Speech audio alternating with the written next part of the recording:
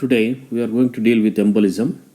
Before the actual topic, let us review some of the images and try to identify the pathology behind them.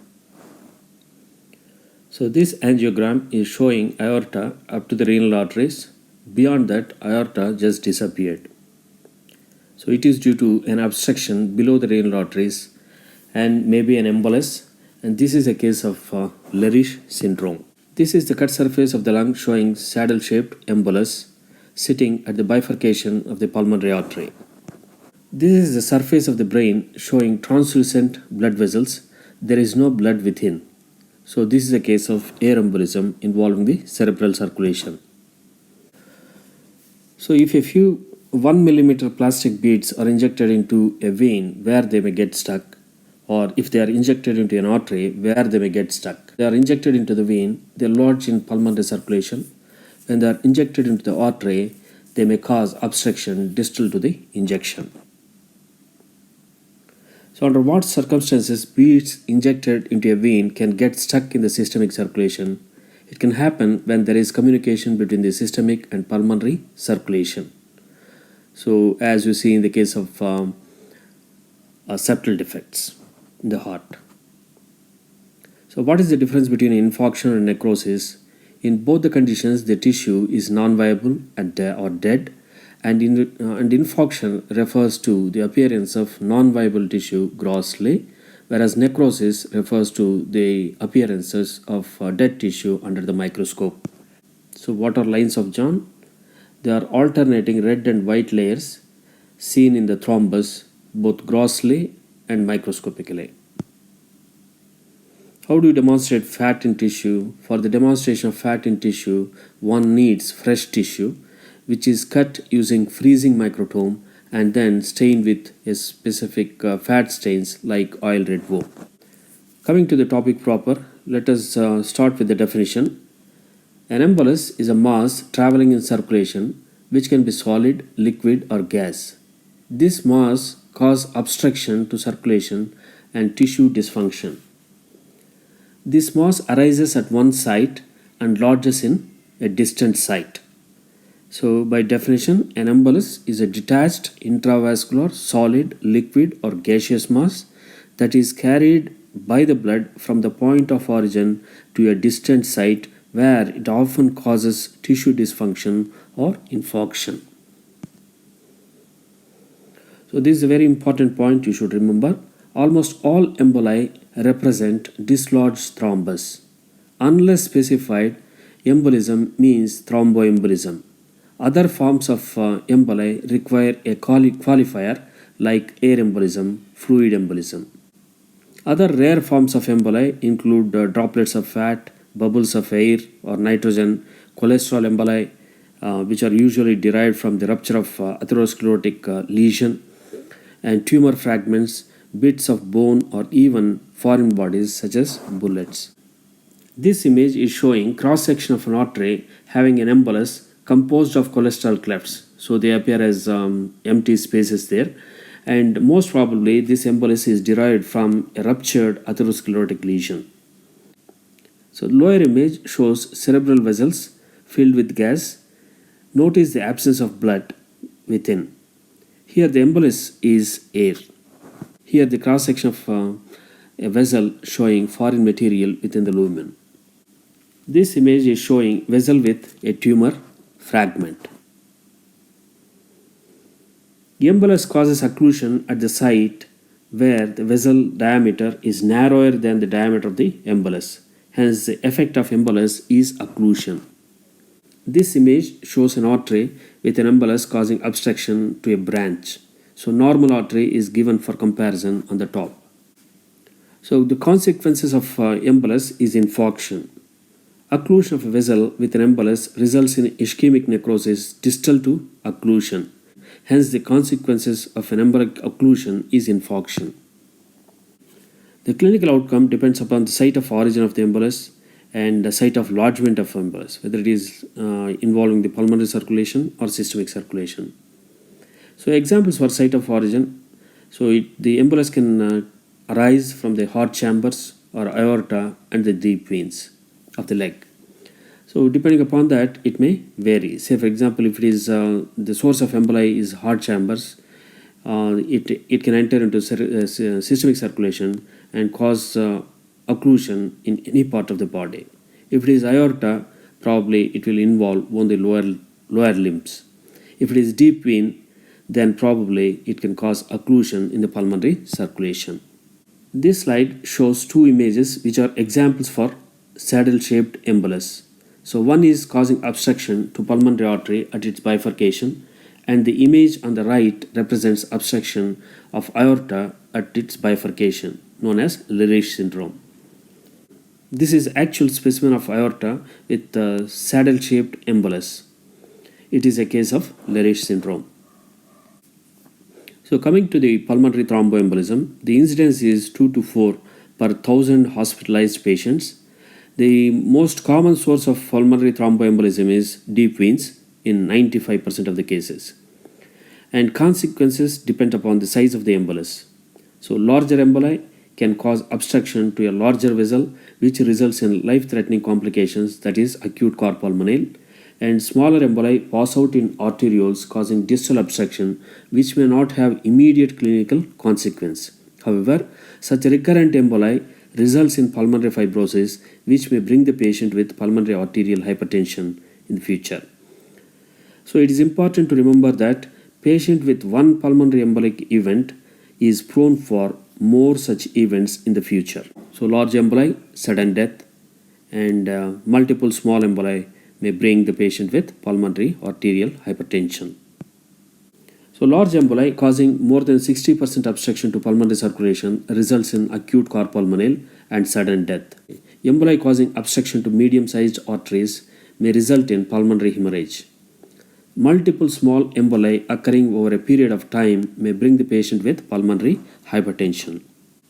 So larger emboli in pulmonary circulation may have an ECG finding known as electromechanical dissociation, represented as Q1 S3 T3 pattern, and Q waves in lead 1, S waves in lead 3, and inverted T waves in lead 3. And usually small emboli with good CVS may cause just hemorrhages, and it may not cause much architectural alteration. But with compromised cardiovascular system, the 10% of the patients may land in pulmonary infarction. So suspect the possibility of massive pulmonary embolism when the patient present with acute respiratory distress with ECG showing no evidence of ischemia, and auscultation of the chest reveals normal air entry. In some of the cases, it may show Q1 S3 T3 pattern. So cut surface of the lung showing large embolus in the pulmonary artery. This is the closer view of embolus in pulmonary artery. One more with the similar findings. This slide shows pulmonary embolus. One is the saddle-shaped embolus. The other one is snaky. Source of this emboli is deep veins of the leg. So microscopic image of the lung with an embolus in the artery. Note that it is not attached to the wall of the artery, which is commonly seen if it is a thrombus, and has lines of John, so alternating layers of the red and white. So red represents the RBC, the white represents the fibrin. The cut surface of the lung showing an area of infarct. Notice the shape of the infarct, triangular, and usually in loose tissue, infarcts are hemorrhagic. So lung being the loose tissue, you can see hemorrhagic infarcts in the lung. So coming to systemic thromboembolism, the most common source of systemic emboli is the mural thrombi in the heart. Other sources include aortic aneurysms or atherosclerotic lesions. Cut surface of the heart showing a large mural thrombus in the left ventricle. Notice the thinned out wall at the apex indicative of infarction, which was responsible for thrombus formation. So longitudinal section of aorta showing mural thrombus in an aneurysm. Notice the lines of John, so alternating red and white layers. So opened up left atrium and left ventricle, and left atrium is showing a mass attached to the inner surface. This is mural thrombus secondary to mitral stenosis and atrial fibrillation, which resulted in stagnation and thrombus formation. So, in 75% of cases, systemic emboli lodge in lower extremities, and other sites include brain, intestine, kidney, and spleen.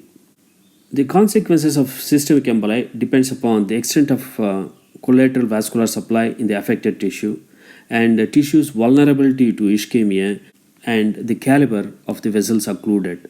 In general, arterial emboli cause infarction of the tissue downstream to the obstructed vessel. Arteries in the brain beyond circular filus and arteries in the heart has very less intercommunication. Any occlusion may result in large areas of infarction. On the contrary, vessels in the intestine and stomach communicate extensively and ischemic damage due to embolus is minimal.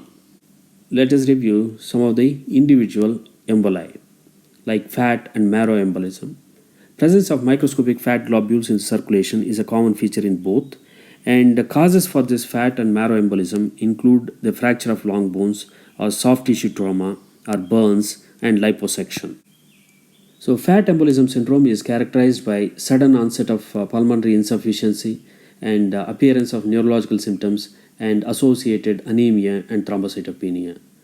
So, in suspect fat embolism in a patient who sustained or fracture of long bones and developing pulmonary insufficiency or respiratory distress after 1 to 3 days after injury, and which is manifested by sudden onset of tachypnea, dyspnea, and tachycardia. So, pathogenesis is due to mechanical obstruction or maybe due to biochemical injury. So, fat globules form complexes with the platelets and RBCs. They can cause mechanical obstruction, and these free fatty acids are released from the fat globules, which are toxic to endothelium, and they cause endothelial injury, probably inflammation and further damage to the vessels. So, for the demonstration of fat, we need fresh tissue which can cut into thin sections using a freezing microtome, and special strains like oil red V, Sudan 3, Sudan 4 will bring out the presence of fat globules in the tissue. And you should know that routine processing dissolves fat. That is the reason why routinely processed tissue sections are not useful for demonstration of fat. So here the section of lung showing an artery with empty spaces, that is due to presence of fat within. So this is a case of fat embolism. This section is stained with oil red V stain. You can see that fat globules highlighted with red coloration. So coming to other form of embolism, that is air embolism, gas bubbles within the circulation can obstruct vascular flow.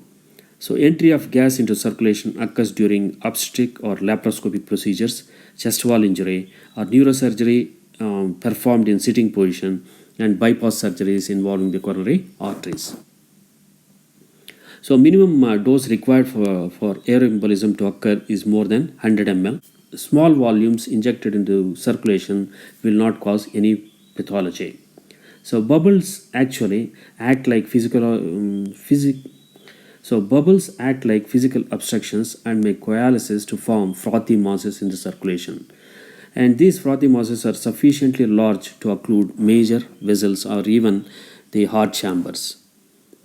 So one form of air embolism is decompression sickness, most commonly seen in scuba divers or deep sea divers and underwater construction workers, and also individuals traveling in unpressurized aircrafts. The culprit is nitrogen gas, and clinically they manifest in the form of bends, chokes, ischemia, and infarction. So bends refers to the severe pain in the muscles and which cause deformities, and chokes refers to respiratory distress, and treatment is slow decompression. So Casen's disease is one form of decompression sickness which is very chronic. So coming to the other form of embolism is amniotic fluid embolism. So it is an uncommon complication of labor with a high mortality up to 80%. Clinically, the amniotic fluid embolism manifests during labor or soon after delivery with the sudden onset of severe dyspnea, cyanosis, and hypotensive shock followed by seizures and coma. So pathogenesis is DIC. So underlying cause is the infusion of amniotic fluid into the maternal circulation, and this can occur when there is premature separation of placenta before the actual rupture of membranes, or there is a placental tear which is responsible for entry of amniotic fluid into the maternal circulation. The classic finding is maternal pulmonary circulation shows squamous cells derived from fetal skin, or hair and fat from vernix gaseosa, or mucin derived from fetal respiratory or gastrointestinal tract. So other finding is diffuse alveolar damage, which will show the hyaline membrane under microscope.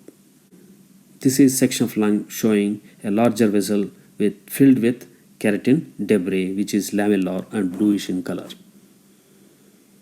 Thank you. The references for most of the pathology lectures are pathology textbooks, mainly including Robbins and Cotran, Pathologic Basis of Disease, and images from online sources. Thanks for watching. Click subscribe and click like if you like the video.